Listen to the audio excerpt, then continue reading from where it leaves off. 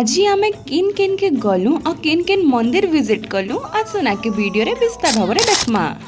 Hello Sambalpuri केनता केनता अछ समस्ते भल भल तो सखालु सखालु ऑफिस काम सारी करी आमे समस्ते बाहरी गलु दर्शन करी। प्लान तो इटा ही थिला कि इनो आमे भोग खाएमु किंतु लेट ही थिला बेले हमको बाध्य धाबा के जे लागला आ सेनु कणा हैला सुनो। फिर इनो स्टार्ट हला हमर असल एडवेंचर। बढ़िया बढ़िया नेचर एंजॉयमेंट नहीं करी छेल चुला मझिरु गुजरी करी ताकू हॉर्न होना मारी करी आमे फाइनली पहुंची गलु हमर डेस्टिनेशन के। केंता केंता गाड़ी उतरो छन जे देखो मु तो हेतले पड़ी सारतिनो। फिर ऑन हला हमर ट्रेकिंग मोड।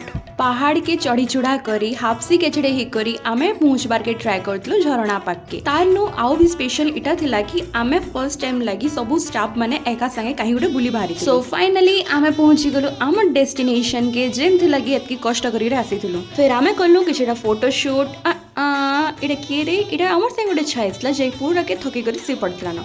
पहले आज लगे एतकी आ एंता ब्लॉग्स देखबार के ले फॉलो टे करो और कमेंट्स रे न्यू ब्लॉग्स बोलो।